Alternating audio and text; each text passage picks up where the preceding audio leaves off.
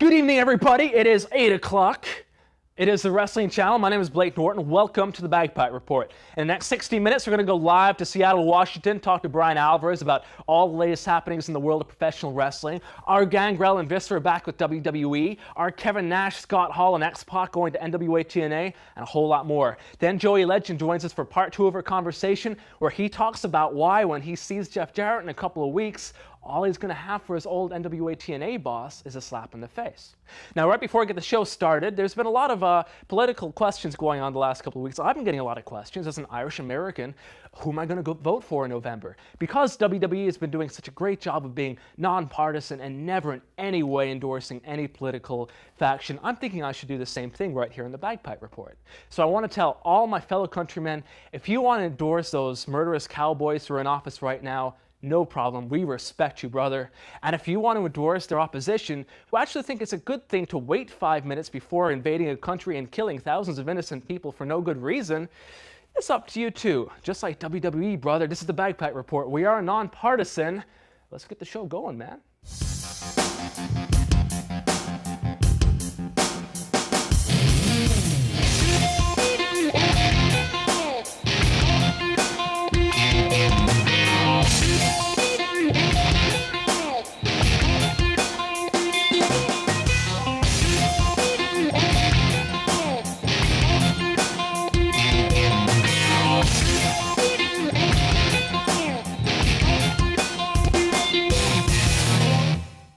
Good evening, everybody. Welcome to the Bagpipe Report. This is the Wrestling Channel, and we got 60 minutes of news and information and interviews ahead.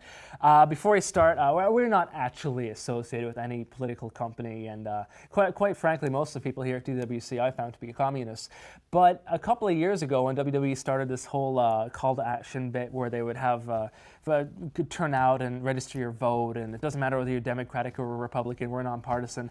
Well, the day before the election last time around, Jerry Lawler, live on television, pretty much put over the Republicans and killed the Democrats. So I thought, I just measure out the yin and the yang with the universe. Now, Julian Radburn, quick plug, has an interview with me up on WrestleZone.co.uk. He actually writes the Two Sheds review on the Wrestling Channel website. So both those websites are right on your screen right now. Also, another quick plug, FrontierWrestling.com. When I was over there doing the Hotwired show with those guys, I sat down and talked a bit about the promotion in UK wrestling. So you can check out that website, and hopefully it's up. So check that out. Anyway, right now on the phone, we have Brian Alvarez from the Figure 4 weekly newsletter. You can check it out at WrestlingObserver.com. He is live from Washington. How are you doing this week, Brian? Good. I'd like to say one thing about the election real quick. Shoot. Or at least the deal 4 years ago. Mm-hmm. The election was so close. As everybody knows, the whole voting deal went down in Florida, that Vince's little plug on Raw could actually have swung the election. Well, there's about 15,000 Iraqi families who are going to be, watch out there, Vince, And it's a really good point. It was really close last year. And let's face it, again, not to get political here, but what happens in America, unfortunately, has a big effect on the rest of the world. Now, speaking of the wrestling world, two people whose lives have changed forever is Charlie Haas and Miss Jackie, who are getting married. I suppose all things happen in threes. Those two, Kane and Lita. And so, are they going to turn this one into an angle, Brian, or are they just going to stick? Because it seems these days they can't help but turning every real-life situation into an angle. Matt Hardy and Lita, for example. So is this going to come out on TV in some form, or are they just going to leave it as Charlie Haas and his manager? I don't know, to be honest with you. This is kind of a weird one because usually the marriages and that sort of thing are real high-profile people, and Charlie Haas and Jackie are not high-profile people right now. So I would really be surprised if they turned it to an angle now. They may down the road, but that also would depend on whether or not Charlie Haas really takes off. Yeah, and of course, Macho and Liz got married 7 years after they got married. So yeah, so that's always a possibility. So sometime they might do something. I got to say that Charlie Haas, he's really impressing me. I'm thinking, look out for this guy, because I just think he's incredibly talented. Now, moving right ahead, the interactive pay-per-view, we'll talk about Raw in Seattle. Vince McMahon came out, so he's got a major announcement. Now, most of the people who see this show, we're talking about this again right before Raw, will have seen Raw, but we've been talking the last few days about how we expect it to be the announcement of an interactive type pay-per-view where fans can choose matches on the pay-per-view. If this is the case, and tell me if you think this is the case, Is this going to be a legit situation, and what is the impetus for this? Well, apparently the Diva Search voting has been real so far. At least that's what everybody's insisting. Which, maybe it is, because I've seen some Pride shows where you expect two people to be in the finals of a tournament, and they do, and it's just, it wasn't booked or anything like that. That's just what happened. Yeah. And I think everybody expected Carmella and the Redhead to be the last two, and they are, so that got people thinking it might be fixed, but everybody's insisting it's not. So I think what'll probably happen is it's going to be real voting. The question just is, how many matches are really going to let people vote on? Because if they have a match that they think is going to be a money match, like Orton and Hunter, and I don't think that there's any chance of fans actually voting for Orton versus Hunter, then they may just say, okay, these three matches have been set in stone. You fans are going to be able to pick the stipulations. Right. And in the rest of the card, you can just pick the matches, and then just let them go to town. But I don't know. I think they really want Orton and Hunter, and I think that if they let the fans vote, the fans would not vote for Orton and Hunter. Yeah. So, we'll see what happens. Now, there's talk that Kurt Angle and Eddie Guerrero had a backstage altercation. There's been a lot of rumors, and by and large, we try to avoid rumors here on TBR, but they've been going around. We have a lot of fans asking about it. People saying that Eddie Guerrero was very stressed out the last couple of months. Now, again, this is not anything that I've seen with my own eyes, and I think it's wrong to pry into someone's personal life. But what have you heard when it comes to this one confrontation and about Guerrero's position as a SmackDown headliner right now? Well, I can pretty much confirm that he's had some serious personal issues, and they've been stressing him out a lot. And you add on top of that the fact that he is taking responsibility for the nosedive and the quality of SmackDown or whatever. I mean, it's not, there hasn't been a real ratings nosedive, but things aren't doing well, and he was on top when that was taking place. Yeah, well, he was one of the few good things in the product, so it's sad to see a guy take himself, to take blame upon himself when he's one of the guys who's really a shining light. Yeah, but that's like another issue. But what basically happened in the match was they were doing the match, and Eddie was supposed to make the save for Big Show. And the thing was, Angle and Luther were supposed to beat up Big Show first, so that Eddie would make the save, but he ran in way too early. And if you watch the show, it's like, they go after Big Show and Eddie's immediately in the ring. Right. And this upset Angle because it threw off the timing of everything. And then I think that something happened to Eddie between him and a fan on the way back to the locker room. So he was already in a very angry mood. And Kurt, said something along the lines of, you need to get your head together, which, I don't think that's really something that's going to provoke a fight. Yeah. But it did provoke a fight, and Eddie got very upset about that and charged at him, and Angle put him in a front face lock and held him down, and everybody broke it up, and then Vince yelled at them both, and that was that. Jamie Noble, released by WWE. What's the story? He had some sort of issue with, I'm not sure exactly what it was, but it was a disciplinary issue, the reason that they fired him. It wasn't they thought he sucked or anything of that nature. He did something, they didn't like it, so they fired him. On the plus side, last week, and especially if you're talking about poundage, Gangrel and Viscera made their returns to SmackDown. Gangrel looking quite spry, I must say, and I wasn't blowing smoke when I was talking to him. What's the situation with these guys? As best I've heard, they're just in for a shot or two. Of course, that can always change, and oftentimes it does. What is your impression of management's relationship with these two guys right now? And does it strike you as a bit odd that they would bring in two guys like that with the intention of having them in for only 2 weeks and then letting them go after a fairly high-profile situation with The Undertaker? Well, I think the deal is that they wanted two guys that Undertaker could kill. Right. And SmackDown is at the point right now where there really aren't two guys that he can kill because, A, everybody's dead, and B, they can't afford to kill anybody else. So they brought in these two guys, and the plan was for last week and this week. But like you said, anything can change. But I kind of would be surprised if anything changed, but who knows. Speaking of returns, moving on to NWA TNA, there's a lot of talk online right now about the potential of the Outsiders, Kevin Nash and Scott Hall, and possibly X-Pac coming into NWA TNA. What have you heard about Hall and Nash?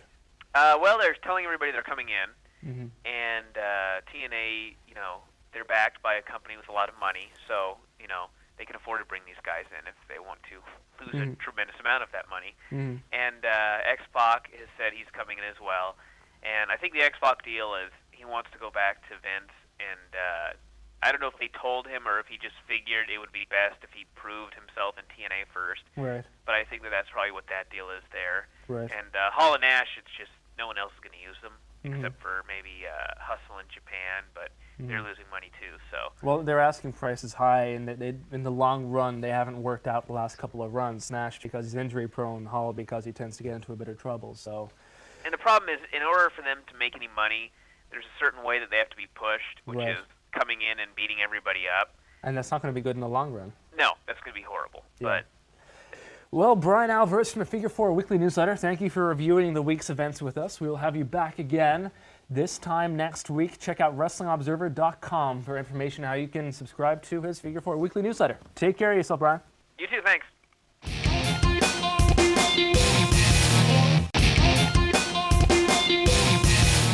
We're now going to return to our conversation with Joey Legend, a global traveler, a 15-year veteran, who is going to take us inside WWE and NWA TNA.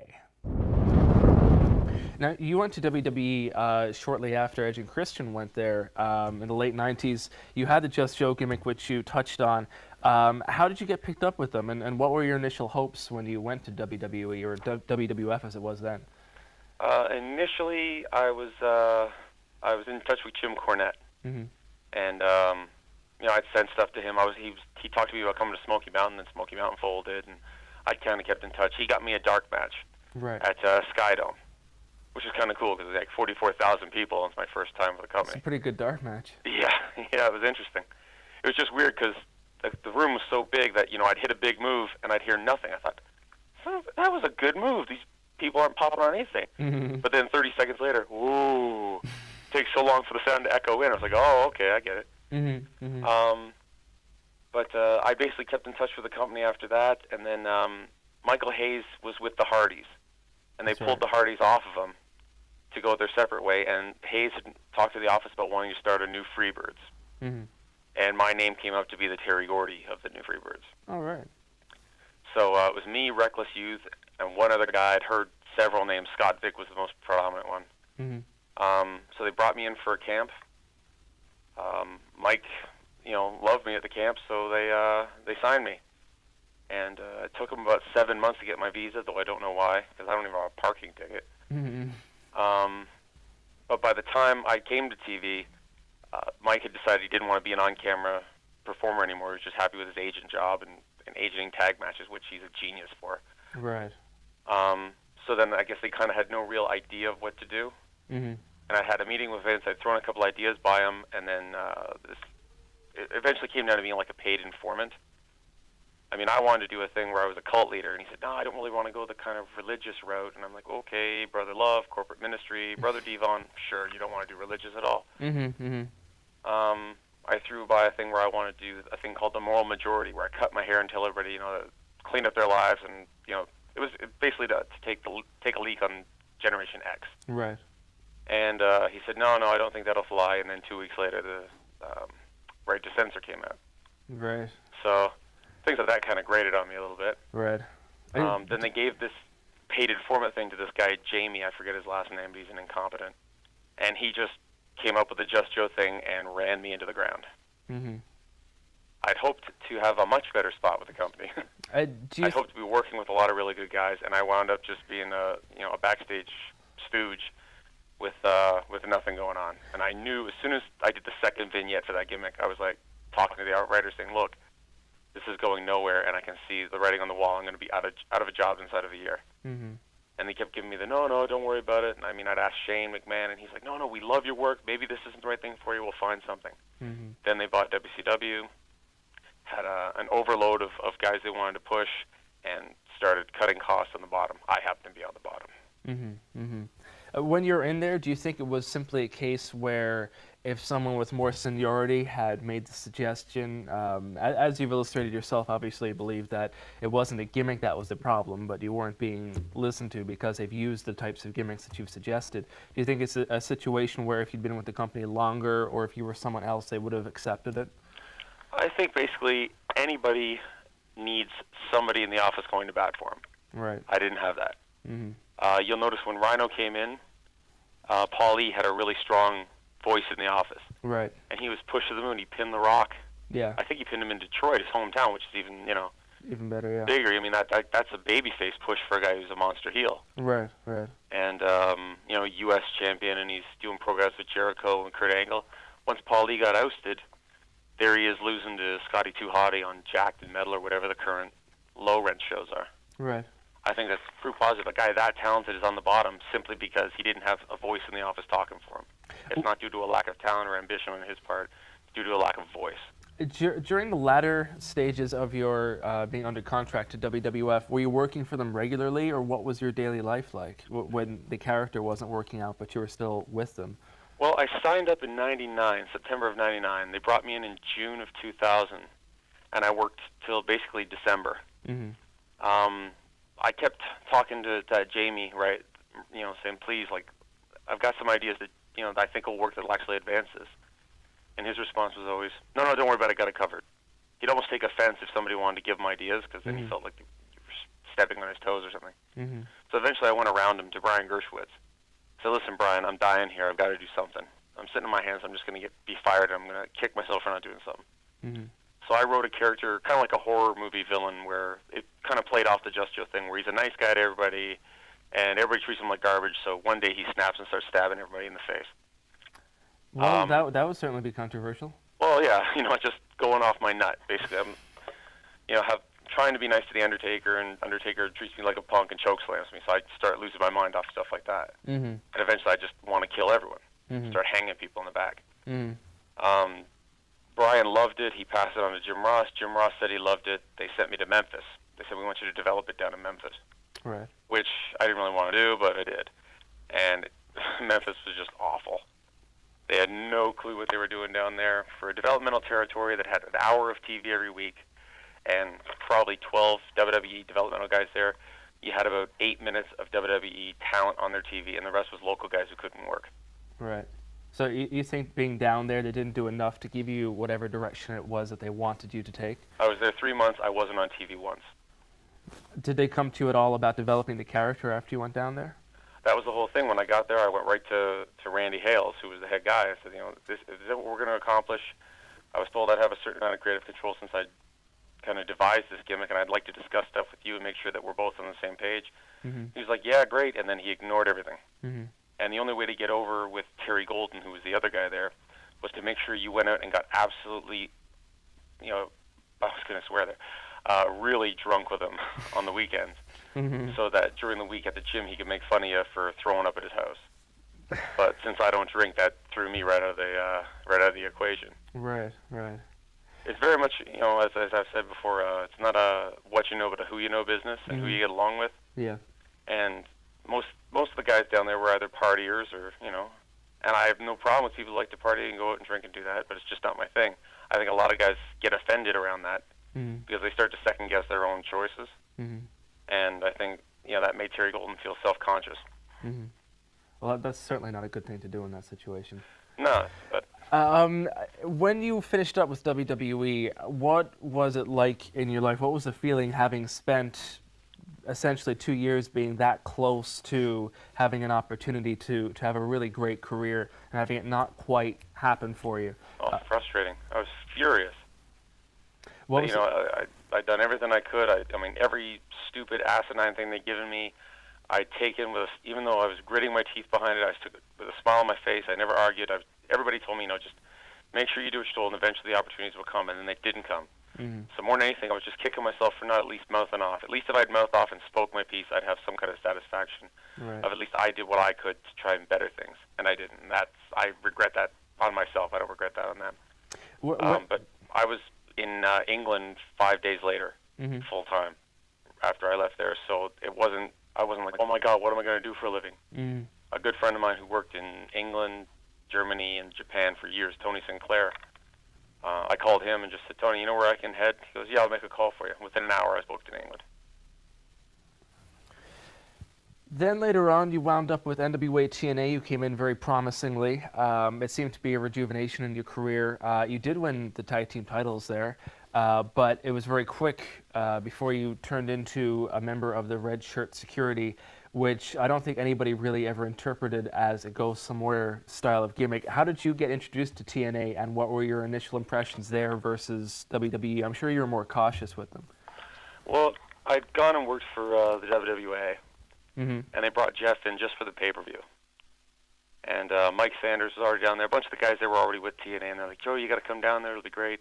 And a really good friend of mine, Scott Demore, was in the office and booking stuff. He's like, Joe, you know, we got to get you back in North America. And I'm like, great. So when I saw Jeff, I was like, Jeff, who do I talk to about TNA? He's like, me. You know, just, you're in, guaranteed. Mm-hmm. It's like, great. So he said, give me a call in January, because this was December when I saw him. Mm-hmm. He said, give me a call in January, and we'll make arrangements, and then, you know, you can come in. I said, well, listen, man, I live in Germany right now. If I'm moving halfway around the world, I need some guarantees here. He said, don't worry, everything will be fine. If you move, I will make it worth your while. Financially, it'll be great. You know, it'll be a good push. I really like your work, blah, blah, blah. So January, I called him and couldn't get a hold of him for about 2 weeks. Never returned a call. Mm-hmm. I finally got through to somebody in the office, and they said, oh, well, you know, Jeff's been busy, and we want to put you on the list. And I was like, what list? I committed to coming in. What's going on here? Mm-hmm. So they said, well, let me call you back. And then I got a call from Puerto Rico, from IWA, and they're like, yeah, we want you to come down here. So I talked to TNA and said, look, if you can't offer me something right now, I'm going to Puerto Rico for 3 months. Mm-hmm. So that's what I did. And they said, don't worry, as soon as you're done with Puerto Rico, you'll come in here. So at the end of Puerto Rico, I did another tour for WWA. We did Australia, New Zealand, and I saw Jeff there again. He's like, don't worry, as soon as you get to Canada, we're going to start you up. It's going to be great. And I went about 2 weeks after I got home from back to Canada from New Zealand. I went down for my first kind of gig with TNA. Mm-hmm. Everybody there, you know, very polite, very nice, put me over, you know, probably a little more than they should, but really nice. Mm-hmm. And put me in a program with Jeff, which I thought was really positive, until he snaked me. We'd had a match set up where I was going to beat him. I was supposed to hit him with a bat while Vince Russo had the ref drawn. I hit him with the bat in 1, 2, 3. Mm-hmm. Basically, Jeff came up to me earlier in the day and said, if we need about 15 minutes, let me know what we're doing. He disappears. I'm like, okay. So about an hour later, he comes back. I lay out his entire match for him. He goes, great, just give it to the production team so they can get the cameras in position. I did just that. But less than 10 minutes before match time, Jeff came to me and said, we got to shorten the match. The show's running 15 minutes too long. I said, okay, what do we got, like, if we had 15, what do we got, like 7? He says, no, we got 3. Oh, God. I was like, 3 minutes? Mm-hmm. He goes, yeah, so we'll just go right into the comeback and then hit me with the bat in 1, 2, 3. I said, that's going to do nothing for me. Right. So that's not going to put any steam on me, and you and I have a return match next week. Mm-hmm. Who's going to care? Mm-hmm. All the heat's on Vince. There's nothing on me. Right. You could have been hit by a grandmother in the 3rd row. Nobody would care. Mm-hmm. No, trust me, we'll make it up next week. I said, okay.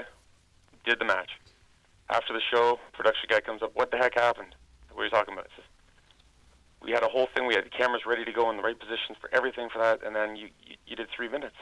I said, Jeff told me we were running 15 minutes late. He said, the whole show ran 10 minutes short. Which tells me Jeff didn't want to sell and lose. So, and after that, that's when I started going, well, things are a little snaky here. And then they hired Dutch Mantell, who totally bottomed me out. Did Dutch not like your work? Well, I worked for him in Puerto Rico. Mm-hmm. He was like the head booker there. Yeah, for and years. And they pushed me with their secondary belt, the Intercontinental belt. Right. I had a good little run with that. And, you know, after every match, Dutch, what'd you think? And for the most part, he goes, it was good. Fine, I'm happy with it. Great. And I worked a program with Abyss on my way out. Mm-hmm. And we did Bayamon, which is like the best city. We do like 6,000. They're just crazy fans. Mm-hmm. And we went in and did a false finish, which Dutch, I think, thought was the finish. Mm-hmm. And the whole place, 1, 2, oh, when I kicked out. Mm-hmm. And Dutch was apparently furious that wasn't the finish. Then we went on and we got a finish which was just as strong. And he complained to me about it. I said, well, I think it was fine, but sorry, next time I'll just do your way. But it never came to where we were, cursing each other out backstage. But truthfully, I think he's gutless, because I know of a couple situations where he's snaked people out behind their backs, and now I know from friends who've talked to him that he snaked me up behind my back, but he hasn't had the guts to speak to me, even on the phone. He can't get smacked talking to me on the phone. In person, I'd gladly smack him. But I think he's a gutless coward. Do you feel that the situation with you and Jeff might have been had something to do with Dutch, or did he not come in until well after that? I've heard a lot of people say that Jeff really likes me and it's Dutch who's down on me. Maybe that's the case, but Dutch wasn't there when Jeff snaked me on that match. And if Jeff really likes me, I mean, he is above Dutch in the pecking order. Right. So if Jeff really likes me, he can say, well, you know what, I think we should use Joe better, and he didn't. Right. So you think that it mightn't have been a situation where Jeff in any way wanted to do less with you, but you think he just let it happen because he didn't push strongly enough for you to be pushed? I don't think it would have taken a strong push to do something with me. Every time I went out, I got a good reaction. I know Jeff didn't like it. I went out one of the few times they gave me the mic, which is one of my strong points, I think. I went out, got on the mic, and I had the crowd absolutely crazy the entire time. Everything I wanted them to do, they did, without even realizing that I kind of goaded them into it. I guess afterwards they think about it and go, yeah, of course we knew, but at the time they didn't. Everything went perfectly where I had the crowd exactly where I wanted them the entire time. It starts off with a thing I just, no, and the whole crowd goes, yes, yes, yes. It works every time, and it always gets them on the opposite side of the fence for me. And as a heel, that's perfect. After the show, one of the guys came up to me and said, yeah, Jeff doesn't want you to do that no thing anymore. I was like, why not? It works, and nobody else seems to even have a catchphrase, and this puts the whole audience against me. Well, Jeff doesn't like it. And my response is, well, cry me a river. If it's getting over, stop complaining. But then again, Insane Clown Posse, who can't wrestle at all, showed up in TNA and were crazy over. Half the audience was showing up wearing the clown paint. They were chanting, they were screaming. They made it a wild, exciting atmosphere. Yeah. As soon as they got over to the point where nobody cared about Jeff, people wanted to see ICP. ICP was basically told, we're changing direction, we don't need you. Instead of making money with these guys, they'd rather lose money with Jeff on top than make money with somebody else who was over.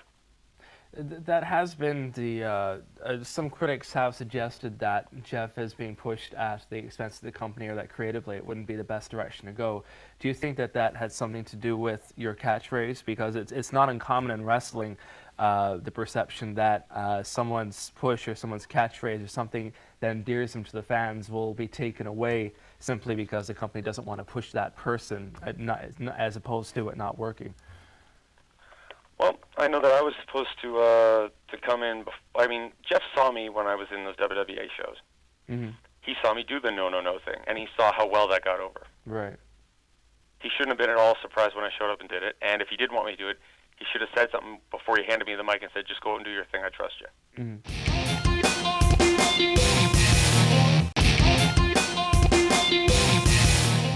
After the situation with you and Jeff, the match you had. Who was working with you on your matches from that point forward? Who was booking your character? Basically, they put me in that stupid red shirt thing, and the whole gist of that thing is that I've been doing this 14 years, and Kevin Northcutt, I think, has been doing it 4. I think they wanted to kind of have me help Northcutt advance. I mean, just somebody with more experience would just help somebody with that. And Kevin's a great guy and really hexagon. I have no problem helping him with anything. I think he's a good talent on his own. And I think basically the idea for me coming into the red shirts, I think what happens is Dutch had a certain attraction to Kevin Northcutt, but they don't want to really beat Kevin Northcutt. They don't think he's worthy of a push yet, but they don't want to beat him. So I was brought in to get Kevin over, and at the same time, I could lose every time. I could be the one to do the job. So that Kevin could still stay strong, and then they could just unload me later on. I'm positive that's what Dutch had in mind. And that's ultimately the way it ended up happening. Exactly the way it played out. Now, mind you, Kevin only did 1 show after me, and then he's been sitting at home for probably 6 months. I've been home for 7. So he's been home for 6 and change.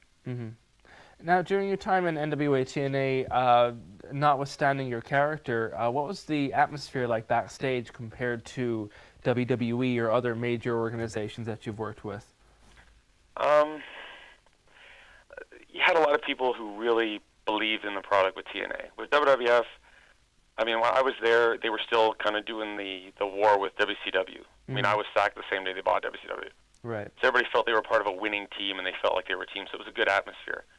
Things, from what I'm told, have pretty much soured there right now. And I mean, anybody I've talked to with TNA, apparently the atmosphere there is just horrible. But at the time, everybody was kind of gung-ho about trying to make this, the best possible company in the world. And sorry, I was just saying goodbye to my goddaughter. Everybody just really wanted this company to do well. And I think some of the guys, I mean, I'm not going to say who, but a couple of them I think were just marking out a little bit over being able to be on pay-per-view. As a certain milestone in their careers. And, I was thrilled the first couple of times I was on pay-per-view. So I can't blame them for that. But talking to a few guys from TNA since, apparently the atmosphere there is horrible. And I can't blame them. They started off the company with 15,000 buys every week, and now they're down under 7. Right. Now, of course, they're changing their direction a lot right now. That they've gotten rid of the pay-per-view idea, which for 2 years, analysts and critics have all said this isn't going to work, it's not going to fly, you're not going to make enough money back to support doing weekly pay-per-views. Now they've turned away from that, but there's been really no solid indication so far that they're actually coming close to meeting their expenditure. It seems at this point, at least the perception is at this point, that if it wasn't for the financial backing they had and they have right now, that they wouldn't necessarily be afloat the way they're currently doing business. Do you think that's the way it is? I think that's exactly the way it is, and truthfully, I don't believe they're going to be around that much longer. I can't imagine Panda Energy. Last I heard, they were losing $70-something thousand a week. I can't imagine a company would bleed that much money. I mean, there's something to say for tax write-offs, but after a while, that's got to eventually kick you right in the ledger. Right. I don't see them lasting, at least not with their current. Even if they change their office staff right now, even if they were smart enough to unload Dutch, to pull Jeff off TV, get rid of him entirely, and get a whole new office structure, you still have to win back those 8,000 viewers, like loyal viewers you had every week, before you can build on top of that. And that's going to take a good long time. Creatively, what do you think of the direction of the company? It's not necessarily the focus of every episode, but the one thing in press releases that they always push is the X Division being what makes them unique from WWE, which of course has a very bad track record with pushing lighter weight wrestlers and giving them time to wrestle. Do you think that that's a direction, that X Division direction, that will work in the mainstream, that has potential, or do you think putting that amount of emphasis on athleticism instead of character is a problem to begin with? No, I think that what TNA is doing, and I'm going to sound so conspiracy-minded, basically the whole company is revolving around Jeff has to be a star. What they're doing with the X Division is they're saying, yes, the X Division is different. Yes, the X Division is, not what WWF does, and we have athletes and blah, blah, blah, which is a good thing. And most of the X Division guys are phenomenal athletes, especially guys like Petey Williams and Chris Sabin and Alex Shelley. Yeah. Partially, hey, they're my students in Windsor. I love those guys. So maybe I'm biased, but they're also tremendously talented guys with tremendous personality. What TNA is doing is they're booking, these guys in 5-minute matches and saying, go, go, go, go, go. Every time they go, 80 miles an hour, saying, well, why didn't you do 100? If they do 100, why didn't you do 120? They're not giving them a chance to sell. They're not giving them a chance to do anything to get any personality over during the matches. Right. And, I mean, Petey Williams has that Canadian Destroyer, that sunset flip pile driver thing, which is a phenomenal move. It's ridiculous. But at the same time, as good as he is, if he were to leave in 2 weeks, how many people would remember him? They'd remember that move, but they wouldn't remember him. Right. Because he hasn't had a chance to get over. And eventually, people are simply going to run out of moves. And you're not going to be able to shock value the crowd with those moves. And when that happens, that's when Dutch steps up and says, you know what, the X Division just isn't doing it. We tried. But if he was booking it correctly, the X Division would be tremendous. Do you think that's what it is that it's about finding a better balance to not only have the great moves, but also have a better match storyline and more developed characters? You think that would make it click? Yeah, I fully believe that. I think that what you do in the moves makes you a wrestler. What you do between the moves makes you a star. Whenever the Rock sets up the people's elbow, do the people go crazy for the actual elbow, or do they go crazy for the setup for the elbow? Right. I think that personality is key. That's why Hulk Hogan was over. It wasn't because he did a lot of moves. Yeah. I mean, when one of your moves is get in the ring, maybe you're limited, you know? But it was his personality, it was his character that what got him over, where people warmed up to him. People don't fall in love with moves. People fall in love with characters. They fall in love with people. That's like the difference between The Rock and Brock Lesnar. The Rock was brought in slow. I mean, they pushed him stronger than a lot of guys. But people got a chance to listen to him, to warm up to him, to adapt to him, and ultimately they fell in love with him. Whereas Brock Lesnar was brought in, they said, he's the king, he's the best, he's the next big thing. You're going to love him, you're going to respect him, he's the best. Here's everything you ever need to know about him. There was never a getting to know you phase, where people were curious, oh, well, I didn't have this question answered. Let's watch this week and see if they answer that question. Right. They just threw everything at you. And when they saw him the first time, holy cow, the guy's a friggin' animal. But then there was no way to follow it up. They didn't fall in love with him because he was a statistic. He wasn't a person. Right. And that's ultimately why The Rock was somebody they fell in love with and married, and Brock was a one-night stand. That's a very interesting way of looking at it, and it's good to have someone with your depth of experience here to talk about things like that. Now, a couple of weeks from now, as you mentioned earlier, you're going to be wrestling Jeff Jarrett. Is there anything you're going to be saying to Jeff about your run with TNA, or do you hope to go back there at some point? No, I have no desire to go back there. I've just moved back to Germany, and I haven't been this happy in forever. I'm going to Japan once every other month. Switzerland's been treating me great. I go to England. I'm looking forward to going back to FWA. I've been speaking to promoters in Ireland and Scotland. I got this Nigeria thing coming up. I'm totally happy with this. I've asked the promoter to put me in a match with Jeff. I don't think he's going to, because I can't guarantee how professional I'll be. I really just would love to harm him. I don't appreciate being lied to or ripped off, and he's done both those things. So I've told the promoter there that I'll respect his wishes, and if he doesn't want me to, if he figures it's going to be bad for him, for me to confront Jeff, then I won't do it, and he and I'll have words in the parking lot. Right. But all things being equal, I got nothing for him but a smack in the face. Well, Joe, thank you very much for your candor and for sharing with us your amazing career to date. You've wrestled with some of the biggest promotions in the world, and I'm sure you'll continue to do so. Our fans here in Europe can continue to track your whereabouts. Do you have a website you'd like to plug, or just some upcoming dates you'd like to talk about? Well, my website is www.legendwrestling.com. So people can find out about your upcoming appearances there? With any luck. It's still kind of under construction, but hopefully within the next week I should have all my stuff on there. Great stuff. Well, listen, it's been a pleasure talking to you. And, my pleasure entirely. We look forward to doing it again, and best of luck with your future endeavors internationally in the world of professional wrestling. Thanks. My phone's always on for you guys. You bet. Take care. You too. Bye. Okay, this past week, very highly anticipated, was Day of Reckoning, the new WWE video game for Nintendo Gamecube. The TWC crew went over to England to talk to Greg Jones from THQ. Talked all about the new video game, and here's what he had to say. Okay, so this is WWE Day of Reckoning for Nintendo Gamecube from THQ.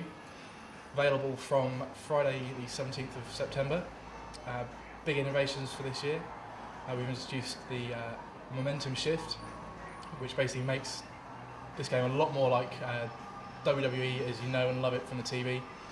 You can really turn the tables on your opponents no matter how much of a pummeling they've given you. As well as momentum shift, we've introduced a new weight detection, which basically means the small guys aren't going to be body slamming or suplexing the likes of the Big Show or Kane. As a bit of a twist to that, we've introduced the momentum lift. So should you actually manage to get the real hulking superstars into a hold, and you're quick enough to hammer away on your controller, you will actually execute a lift, as well as actually carrying out the grapple. This also gives you a boost to your momentum, which will really turn the tables and put the match much more in your favour. One of our number one highlights and new introductions for the GameCube product this year is the introduction of the ever popular Bra and Panties mode. For the uninitiated, this mode basically includes two of the gorgeous WWE divas in a frantic battle to be the first to strip the other one down to their bra and knickers, or bra and panties as the name would imply. This is a real post-pub match, real fan favourite, and definitely being executed fantastically in this year's Gamecube product. Finally, from a very more technical standpoint, our PD guys done a fantastic job on a graphical upgrade for this year, making the Gamecube product look a lot better, a lot more like the real-life WWE characters. This has been done by the introduction of 3 specular lighting sources. Now, I don't pretend to know what that means. If anybody does, answer on a postcard, please. It basically just means the characters look a lot more realistic, a lot more defined, and makes us feel a lot more like WWE on a GameCube instead of just a wrestling game. We've had a copy shaking around the office for about 5 days now, and I have to say this new Day of Reckoning game is really, really good. Video game fans who are into the whole wrestling genre will know that the whole No Mercy game, the WrestleMania 2000 games for the N64 a couple of years ago, were sort of seen as kind of a landmark, as a watershed, a bar by which to measure all other games. This one's really good. It basically enhances everything. You got all your matches. You can hit people in every single way. Hell in a Cell, ladder, all that good stuff. It's got a bigger story mode, more options, more cages, more weapons. So if you're into video games, we give it 2 thumbs up. Check it out.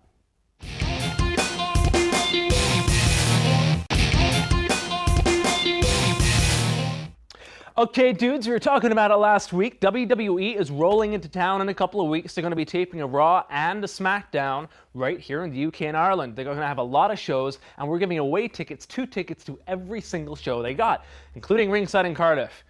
You want some tickets? Answer the following question. It's very easy. The answer is A, B, or C, and the question is, who was the first WWE star to become a U.S. state governor, a United States governor? The answer is either A, Hulk Hogan, B, Arnold Schwarzenegger, or C, Jesse the Pilgrim Ventura. You can text your answer, A, B, or C. It's going to be WWE A, WWE B, or WWE C to 88066. And remember, it's WWE first, not Blake first, like for the Q&As. You have until next Thursday to get your answers in for this one, so don't hesitate. Get your answers in today and win some free tickets to WWE.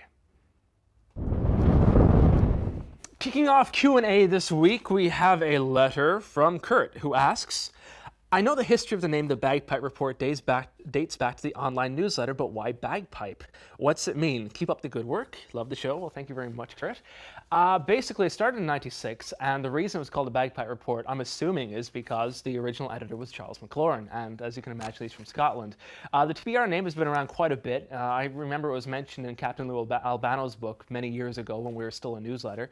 Also, recently, you saw the TWC shoot with Jerry Lawler, where he talked about Dutch Mantel saying some bad things about me in a newsletter. That newsletter was the Bagpipe Report. There's a little bit of history for you, too.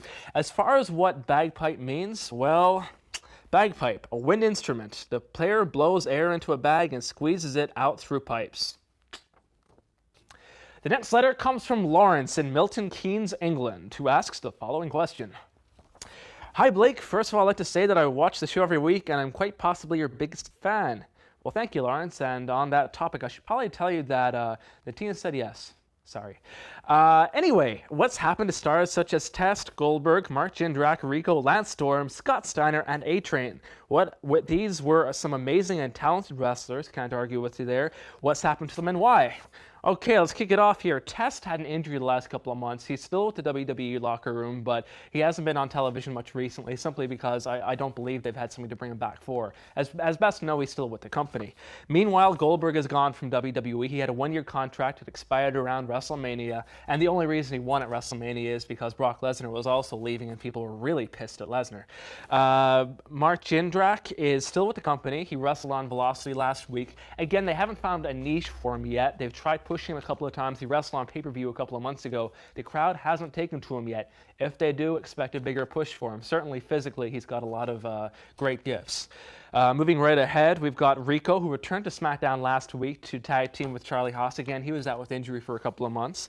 Lance Storm sadly has retired. I think we mentioned this briefly a couple of months ago. But basically, he's had a series of nagging injuries, and WWE wasn't doing a whole lot with him, which is a shame because he's an amazing talent who didn't really get his due at the company, and many people believe. But he hasn't ruled out a return. Just right now, he's down in Ohio Valley Wrestling, helping with the Stars of Tomorrow, and I'm sure he's doing a great job. Scott Steiner also had an injury a couple of months ago, and when he was ready to return, WWE felt, we really don't want to use Scott anymore, so I believe he's still under contract, but the last I heard, they weren't intending to bring him back. Instead, they're intending to let his contract run out, so I don't think we'll see him back on television. And finally, A-Train is still with the company, but they haven't done much with him since moving him over to the Raw brand earlier this year, and as of yet, I haven't seen any opportunity for him to come up to Raw, but don't rule it out. In the next couple of months, I'm sure we'll see him back on television. An unsigned letter reads as follows. Since you are the unbiased wrestling news website, well, close, are you going to repost information pointing to the bust of Rob Feinstein or only his vague defensive recollection of the events of him soliciting and meeting a 14-year-old boy for sex? And right here we include a website address for pervertedjustice.com. The interview we did with Rob Feinstein last month, I knew it would be difficult for some people to take. It was difficult for me to do. I wasn't there when whatever happened. I certainly have never seen Rob Feinstein do anything illegal. At the same time, I cannot in any way vouch that he is innocent in what people have charged him with. The one thing I can do is bring him on the show and talk about the allegations, push him on a couple of topics, and hopefully keep my professionalism. I certainly did not intend in any way to go easy on a guy who did wrong, but at the same time, I don't want to condemn a guy who's been falsely accused. So check out the website if you'd like, and certainly you can check out that TBR. I'm sure you've seen it here a couple of weeks ago, Rob Feinstein, and draw your own conclusions. Okay, we talked about WWE coming into town in a couple of weeks. We've also got a bunch of other top quality promotions in the UK and Ireland. Let's check them out right now. United Kingdom Pro Wrestling takes place Thursday, October 7th in Hackney, London. World Association of Wrestling has a show Saturday, October 2nd in Fakenham. Then on Friday, October 8th, they're in Canevey Island. Independent Wrestling Federation has a show on the 2nd of October in St. Joseph's Hall in Gateshead. Rock and Metal Wrestling Action returns to Cargo on Wednesday the 29th of September. WZW has a show coming up Friday the 8th of October in the Civic Hall in Shildon. All-Star Wrestling, Friday the 1st of October, hits Prince of Wales Centre in Kennock. Okay, now let's check out some of the shows coming up this week on the Wrestling Channel. We head to Memphis Championship Wrestling, where Johnny Dotson is taking on Brian Christopher, a.k.a. Grandmaster Sexay. Then it's on to Kid Cash versus Kevin White. On to Ring of Honor High Impact TV. First of all, it's a tag team match. Jay Briscoe and the Amazing Red versus his brother Mark Briscoe and the Fallen Angel Christopher Daniels. Then one-on-one, it's Jeremy Lopez and Xavier. We get hardcore with 3PW. First of all, it's tag team action with Jack Victory and Rockin' Rebel taking on CJ O'Doyle and the Blue Meanie. Then one-on-one, we have two ECW alumni as former heavyweight champion Sabu takes on WWE's Al Snow. This week on NWA TNA, it's tragedy. Former best friends and tag team champions, now bitter rivals, Johnny Swinger and Simon Diamond duke it out. Then it's Raven and Chris Harris one-on-one. We got all this and much more coming up this week on TWC. Plus, do not miss the RF Shoot interview. I always talk about loving the shoots. This week is going to be fantastic. Ricky the Dragon Steamboat this Monday at 10 o'clock takes you inside the wrestling business, talks about his classic matches with Macho Man Randy Savage, WrestleMania 3 in front of 90,000 people, talks about his classic encounters with Ric Flair, and a whole lot more. Do not miss it. That's about it for this week at the Bagpipe Report. Make sure to check out the WrestlingChannel.tv. All your information about TWC. You got forums, online columns, a whole lot more. TheBagpipeReport.com. All our interviews are up there. You got the latest edition of the Bagpipe Report and a whole lot more. We're going to be back this time next week. All the top news, the insider reviews, and exclusive interviews right here. Have a great week.